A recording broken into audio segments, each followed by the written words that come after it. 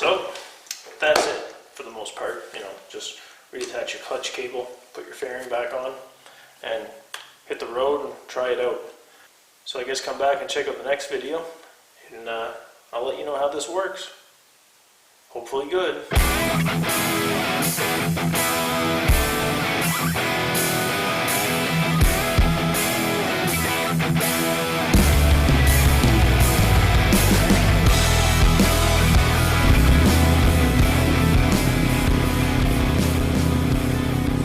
Alright folks, if everything goes according to plan here, the last video you've seen should have been me opening up the clutch on this thing.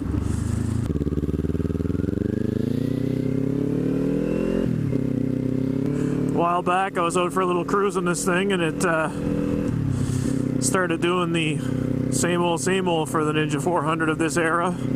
Clutch starting to slip a little bit when it's under high load and high gears. So, as you've probably seen in that video, we opened it up and installed some new Barnett clutch springs, the 2020 Kawasaki pull rod, and also the bearing in the pressure plate.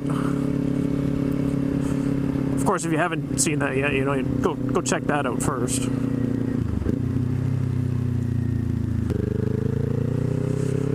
Now, that all took place moments ago, and now we're out on our first test ride with the animal here. I'm gonna go grab some fuel for it first, but so far, so good. Alright, here we go. We got some fuel now. So yeah, my initial impressions of all this are just fine. The clutch adjustment was just a touch different from where it was when we began. I was able to just adjust it at the lever here, just a tiny amount to get it right back where it was. The clutch lever feel is still incredibly light. I mean, I can still pull this clutch lever with my pinky if I want. I got Tracy to come out and give it a try, and she says it's stiffer. It feels a little bit stiffer than it was, but it is still 100% manageable. It's not a problem. Just the usual start and stop nonsense that you go through when riding feels pretty much the same. Clutch engages and disengages just about the same as it always did.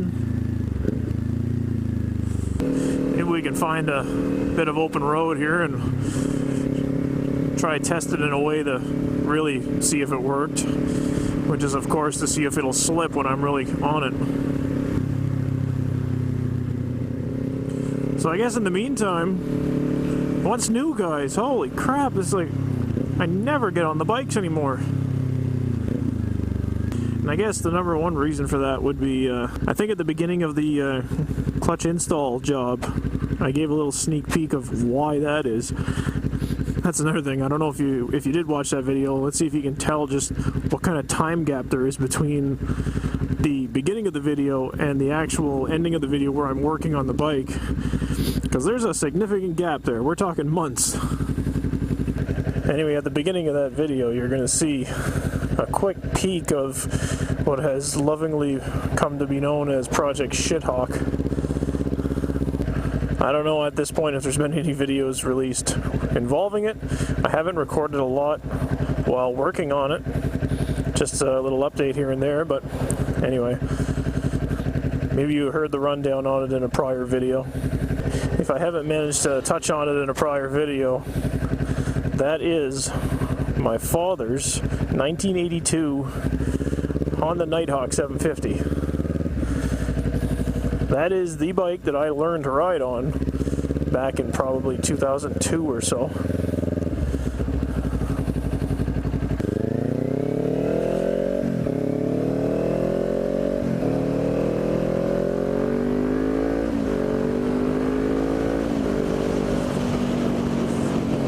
No slipping there. So yeah, I learned to ride on that bike probably back in 2002. My father kind of limped it along till about 2004, and he was losing interest in riding it at that point, and it was starting to have some issues. Wasn't running right or barely at all from what I've come to find out now. So it got parked and forgotten. And now here we are, just about 15, 16 years later. I've decided to resurrect it. Pulled it out of storage at his place, brought it home, got into it. I thought it would just be, simple, clean the carburetors, clean the fuel tank, a few odds and ends, get out and ride, right? Wrong. In anticipation for it, I brought a second set of carburetors home because, in reality, my father's actually owned 3 of those bikes over the years, and he still has a second one for parts.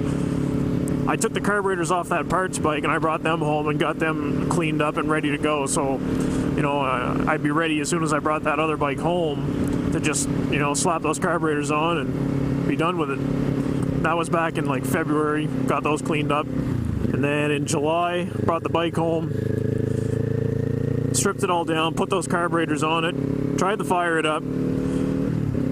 After trying and trying, I got it to run on like 2 cylinders very poorly. Was going to do a compression test on it, but I didn't have an adapter for it. But at that point I had to stop and get that adapter. I also got a leak down tester for it.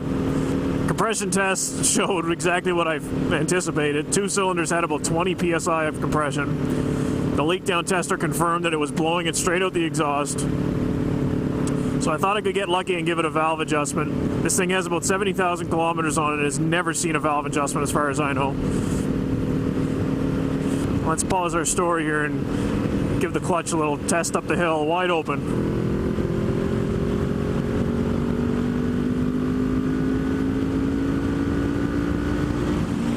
Okay, that was pretty good.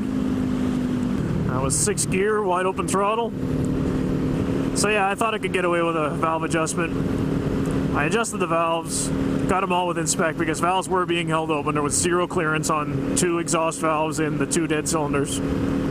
After the adjustment, still no luck. Still running on 2 cylinders. Still blowing it right out the exhaust. So yeah, just about every step of the way I kept thinking I'm done. This is it. I'm not getting into the engine on this bike. That was not part of the plan. But, I'm stubborn. Usually I'd sleep on it, and by the next morning I was working on it again. So I lifted the head off, and I had a look underneath, and just as I expected, the exhaust valves were burned to a crisp. There was like massive holes in them, so actually maybe I'll give you a little picture of it right here. So I thought I could take the head off and fix that problem, but no, you can't just take the head off of that bike. You've got to pull the engine. The engine has to come out. The head does not clear the frame to lift off of there. All right, from 5th gear, one more clutch test. Wide open. Power shift to 6th. No slip, I like it.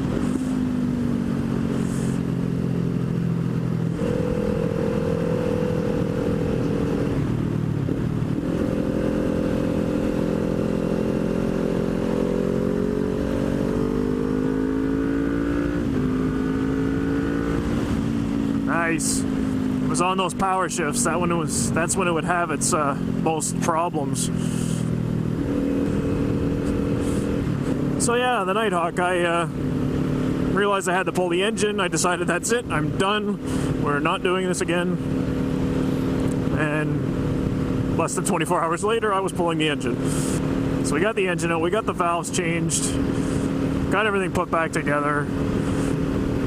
Engine back in the bike, got it running, still wasn't running on 4 cylinders. It was now running on 3, and cylinder 1, which was not an issue before, was dead. Turned out that was a fuel issue, and I did not want to pull those carbs back off. So I managed to clean up the idle circuit with the carburetor still in place, thank God.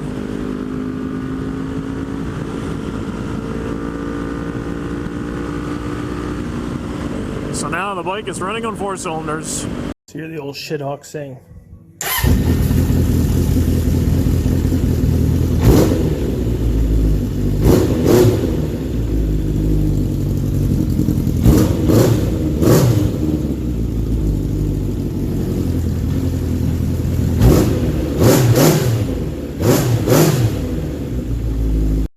Rebuilt the brakes.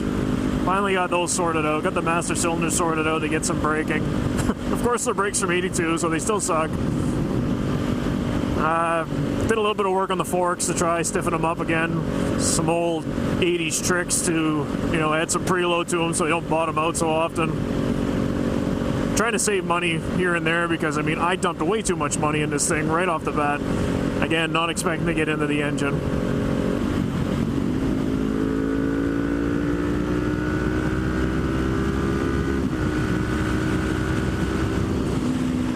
Excellent. No slipping whatsoever there. And I guess that's pretty much the story of Project Shithawk as of right now. I've been getting out on it, testing it, building up my confidence in it, getting a couple of kilometers away from home at a time. We're up to about 23 or 24 test kilometers on it now.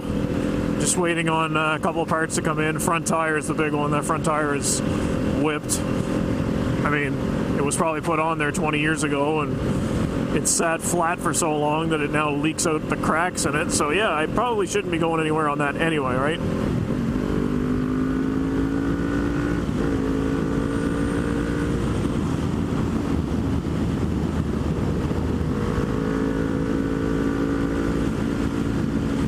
But anyway, eventually we're going to actually have a ride video with that thing.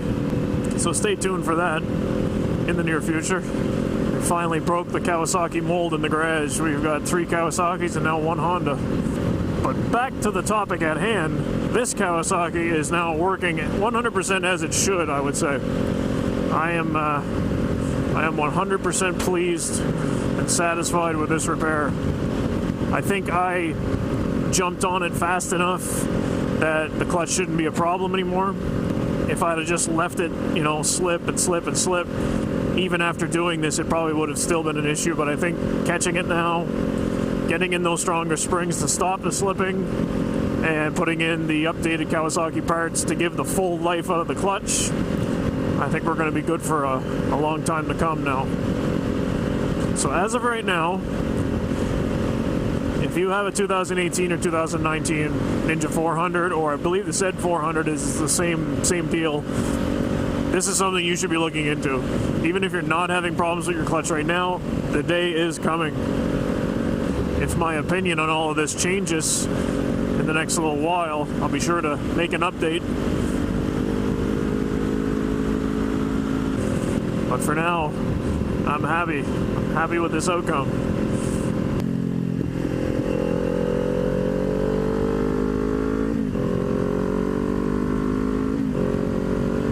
Once the road straightens out a bit, maybe I'll actually pull over and make sure I don't have any oil leaks or anything. Because I literally did just finish working on this thing before I jumped on it to head out for a test ride.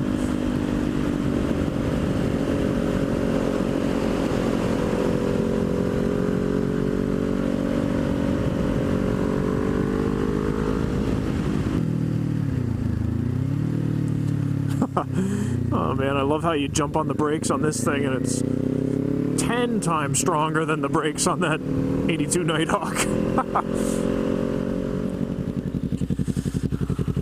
All right.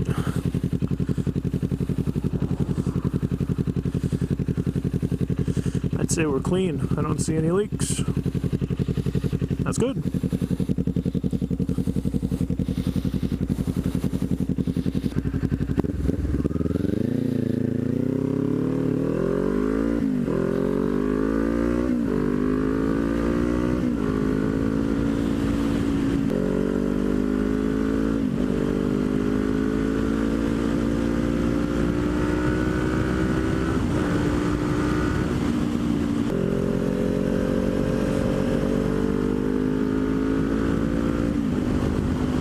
Now that it's working 100% as it should, I'll hopefully put Tracy's mind at ease. She was a little hesitant to drive it now, knowing that there was something up with the clutch, even though the problem it was having would never really affect her in any way. It was still so minor that it really only happened when it was under maximum load, when I was riding it. She never really does that, so it probably never would have slipped on her, at least not for a while yet. Chances are if I wasn't out, hooning around on this thing once in a while, it wouldn't have started slipping for quite a while. So I guess that's the bulk of this video, right? The verdict is in. The repair is good and I recommend it. So I guess on to the next one, right? So again, all the parts and everything you're going to need for this, I'll stick some links in the description. You can check it out. Check out the Fort 9 links. Check out the previous video showing the installation if you haven't already. And of course, come on back and check out the next video too.